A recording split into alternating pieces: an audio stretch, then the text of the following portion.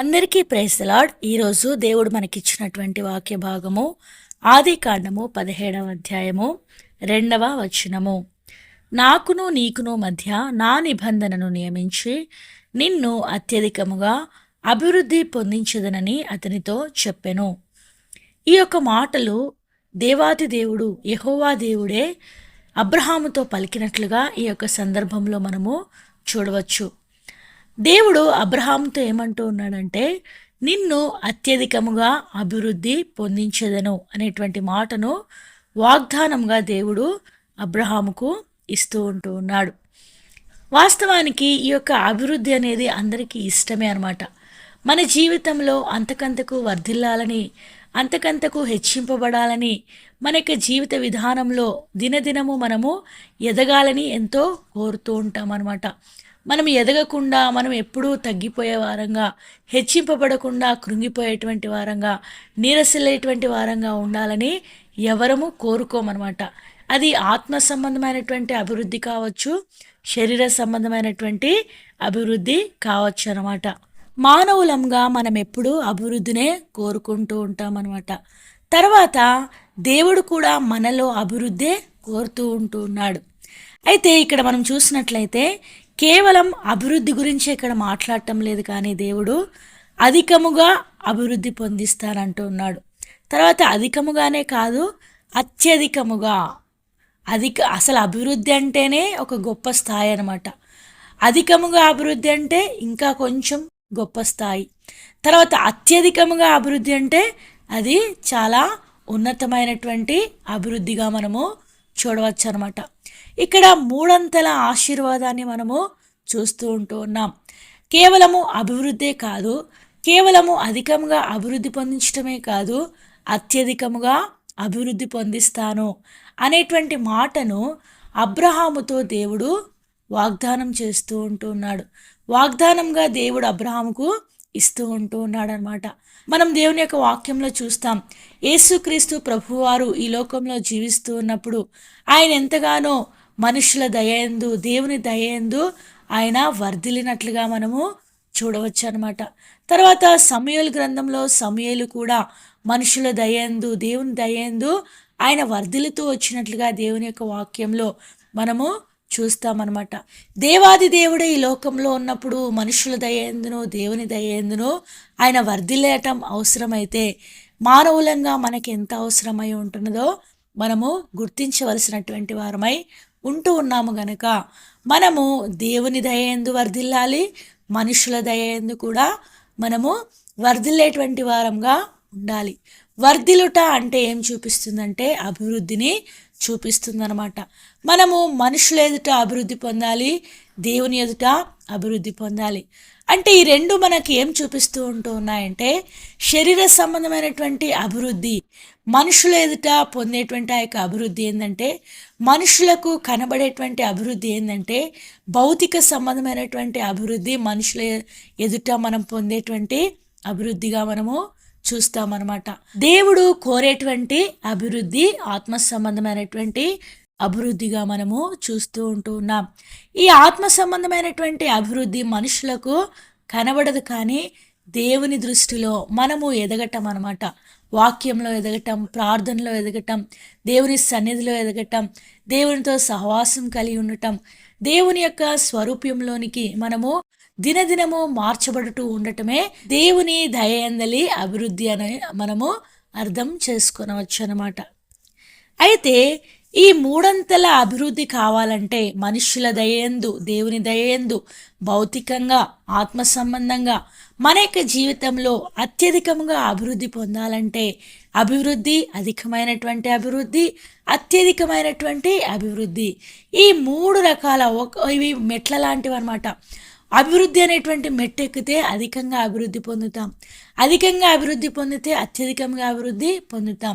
ఇవి చిన్నగా ఒక స్టెప్ వెంట ఒక స్టెప్ అనమాట. ఒక్కొక్క స్టెప్ మనం ఏం చేస్తూ ఉంటామంటే అంతకంతకు ఎక్కుతూ ఉండేటువంటి వారంగా ఉండాలి, కానీ దిగేటువంటి వారంగా మనము ఉండకూడదనమాట. అత్యధికమైనటువంటి అభివృద్ధి నుండి అభివృద్ధిలోనికి, తర్వాత అధికమైనటువంటి అభివృద్ధి నుండి అభివృద్ధిలోనికి మనము దిగిపోయేటువంటి వారంగా ఉండకూడదు, కానీ దినదినము మనము ఎదిగేటువంటి వారంగా ఉండాలని దేవుడు మనకు తెలియజేస్తూ ఉన్నాడు. అలాగున నేను నిన్ను చేస్తాను అనేటువంటి విషయాన్ని దేవుడు అబ్రహాముతో అక్కడ చెప్పినట్లుగా ఈ దినము నీతో నాతో కూడా చెప్తూ ఉన్నాడు. అయితే దేవుడు అబ్రహాముతో ఈ యొక్క మాటకు ముందు ఇంకొక మాటను కూడా చెప్పాడు. నీ జీవితంలో అత్యధికంగా అభివృద్ధి పొందాలంటే నీవు చేయవలసినటువంటి పని ఒకటి ఉంది. నేను సర్వశక్తి గల దేవుడను, నా సన్నిధిలో నడుచుచు నిందారహితుడవై యుండుము. 17వ అధ్యాయము 1వ వచనంలో మనము ఈ యొక్క మాటను చూస్తామన్నమాట. అబ్రహాముతో దేవుడు అంటూ ఉన్నాడు, నా సన్నిధిలో నడువు, నా సన్నిధిలో నీవు నడుస్తూ నిందారహితుడుగా నీవు ఉన్నట్లయితే తప్పకుండా నీవు అత్యధికంగా అభివృద్ధి పొందుతావు. అలాగున నేను నిన్ను అభివృద్ధి పొందిస్తాను అనేటువంటి విషయాన్ని దేవుడు ఇక్కడ బయలుపరుస్తూ ఉన్నాడు. అంటే ఈ మాట మన జీవితంలో నెరవేర్చబడాలంటే పైన ఇవ్వబడినటువంటి ఆ యొక్క మాటను మనము నెరవేర్చవలసినటువంటి వారంగా ఉన్నాం. మనం ఇలా ఉంటే, మనం ఇలా చేస్తే, మనము దీని ప్రకారం జీవిస్తే తప్పకుండా మన యొక్క జీవితంలో అభివృద్ధి అనేది ఉంటుందన్నమాట. అది భౌతిక సంబంధమైనటువంటి అభివృద్ధి కావచ్చు, ఆత్మ సంబంధమైనటువంటి అభివృద్ధి కావచ్చు. ఈ యొక్క మూడంతల ఆశీర్వాదానికి మూలం ఏంటంటే పైన 1వ వచనంలో ఇవ్వబడినటువంటి ఆ యొక్క మాటలే అన్నమాట. దేవుని సన్నిధిలో నడవటం, తర్వాత నిందారహితులుగా జీవించటం. ఈ రెండు మన యొక్క జీవితంలో కలిగి ఉన్నట్లయితే మనం తప్పకుండా అభివృద్ధిని పొందుతామనేటువంటి విషయాన్ని దేవుడు మనకు తెలియజేస్తూ ఉన్నాడు. దావీదు కూడా తన యొక్క జీవితంలో అంతకంతకు వర్ధిల్లినట్లుగా, సౌలు కుటుంబము అంతకంతకు నిరసిల్లినట్లుగా మనము చూడవచ్చు అనమాట. దావీదు కూడా తన యొక్క జీవితంలో వర్ధిల్లినట్లుగా మనము దేవుని యొక్క వాక్యంలో సమూయేలు గ్రంథంలో చూస్తాం. అయితే ఇక్కడ మనం చూసినట్లయితే దేవుని సన్నిధిలో నడవటం అంటే ఏంటి, అసలు దేవుని సన్నిధిలో ఏముంటుంది, దేవుని సన్నిధిలో నడవటం గురించి దేవుని యొక్క వాక్యంలో దేవుడు ఏమి తెలియజేస్తూ ఉన్నాడు అనేది మనం చూసినట్లయితే, దేవుడు ఎక్కడైతే ఉంటాడో అదే దేవుని యొక్క సన్నిధి అనమాట. దేవుడు నివసించేటువంటి స్థలమే దేవుని యొక్క సన్నిధి. మరి దేవుని యొక్క సన్నిధి అంటే ఎక్కడుంటాడు దేవుడు, నేను ఎక్కడుంటానని దేవుడు సెలవిస్తూ ఉన్నాడు అనేది మనం చూసినట్లయితే దేవుని యొక్క వాక్యంలో క్రొత్త నిబంధనలో ఒక చక్కటి మాట రాయబడి ఉన్నదనమాట. మత్తయి సువార్త 18వ అధ్యాయము 20వ వచనంలో మనం చూసినట్లయితే, ఏలయనగా 2-3 నా నామమున ఎక్కడ కూడి ఉందిరో అక్కడ నేను వారి మధ్యన ఉందునని చెప్పెను. దేవుడు నివసించేటువంటి స్థలమే దేవుని సన్నిధి అని చెప్పుకుంటూ ఉన్నాం. మరి దేవుడు ఎక్కడ నివసిస్తాడు, దేవుడు ఎక్కడ ఉంటాడు అంటే, ఎక్కడైతే 2-3 నా నామమున కూడి ఉంటారో అక్కడ నేను ఉంటానని దేవుడు సెలవిస్తూ ఉన్నాడు. అంటే దేవుని సన్నిధిలో నడవడం అంటే సహవాసంలో మనము ముందుకు కొనసాగటమే. దేవుని బిడ్డలతో సహవాసాన్ని మనము కలిగి ఉండాలి. 2-3 దేవుని బిడ్డలుగా చేరి ఎక్కడైతే కూడి ఉంటారో అక్కడ దేవుడు ఉంటాడు అనేటువంటి విషయాన్ని దేవుడు తెలియజేస్తూ ఉన్నాడు. అంటే దేవుని సన్నిధిలో నడవడం అంటే దేవుని బిడ్డలతో నీవు సహవాసాన్ని కలిగి ఉండటం. సహవాసంలో నీవు నడుస్తూ ఉన్నావా, లేకపోతే కేవలము నీ ఇంటిలోనే ప్రార్థన చేసుకుంటూ, నీ ఇంటిలో ఒంటరిగా వాక్యాన్ని చదువుకుంటూ, దేవుణ్ణి ఎరిగినటువంటి పరిస్థితుల్లో నీ ఉన్నానులే అని నీవు అనుకుంటూ ఉన్నట్లయితే, దేవుని యొక్క వాక్యంలో దేవుడు తెలియజేసేది ఏంటంటే, నీలో అభివృద్ధి ఇవ్వటానికి నీవు నిజమైనటువంటి విధానంలో నీవు నడవటం లేదు. నీలో అభివృద్ధిని నీవు కోరుకుంటూ ఉన్నట్లయితే నా సన్నిధిలో నడువు, సహవాసంలో కొనసాగు, దేవుని బిడ్డలతో సహవాసాన్ని కలిగి ఉండు, దేవుని బిడ్డలతో నడువు. దేవుని బిడ్డలుగా ఎక్కడైతే కూడుకుంటూ ఉంటారో అక్కడ నీవు కూడా వారితో వెళ్ళి వారితో సహవాసాన్ని కలిగి ఉండు. వార కూడికలైతేనేమి, తర్వాత మన యొక్క మందిరంలో ఆదివారం కూడుకోవటం అయితేనేమి, ఏది ఏమైనప్పటికీ దేవుని బిడ్డలతో సహవాసాన్ని ఎప్పుడైతే దేవుడు అనుగ్రహిస్తాడో అప్పుడు తప్పకుండా నీవు వెళ్ళి హాజరు కావాల్సినటువంటి వారవై ఉన్నామన్నమాట. ఈ యొక్క హెబ్రీలకు రాసిన పత్రికలో మనకు ఒక మాట కనబడుతూ ఉన్నదనమాట. ఈ యొక్క దినాలు సమీపిస్తూ ఉన్నాయి, అంత్యదినము రాబోతూ ఉన్నది కనుక సమయము దొరికిన కలది మనము సమాజముగా కూడట, మానకూడదు అనేటువంటి విషయాన్ని దేవుడు అక్కడ తెలియజేస్తూ ఉన్నాడు. సమాజంగా కూడటం మనము ఎప్పుడూ మానకుండా ఉండాలని దేవుని యొక్క వాక్యంలో దేవుడు తెలియజేస్తూ ఉన్నాడు. అలాగున నీవు మానకుండా నడుస్తూ ఉన్నట్లయితే నీవు కూడా దేవుని సన్నిధిలో నడుస్తూ ఉన్నావు అని దేవుడు నీకు ఈ దినాన తెలియజేస్తూ ఉన్నాడు. అంటే నీవు కూడా అభివృద్ధి పొందటానికి, అత్యధికంగా అభివృద్ధి పొందటానికి అర్హుడవే అని దేవుడు ఈ దినాన నీకు తెలియజేస్తూ ఉన్నాడు. తర్వాత ఇంకా దేవుని సన్నిధిలో ఏమున్నది అనేది మనం చూసినట్లయితే నిర్గమాకాండం 16వ అధ్యాయంలో 33వ వచనంలో మనకు ఒక మాట కనబడుతుందన్నమాట. కాబట్టి మోషే అహరోనులతో నీవు ఒక గిన్నెను తీసుకుని దానిలో ఒక ఓమేరు మన్నాను పోసి మీ వంశస్థులు తమ యొద్ద ఉంచుకొనుటకు యెహోవా సన్నిధిలో దాని ఉంచుమనెను.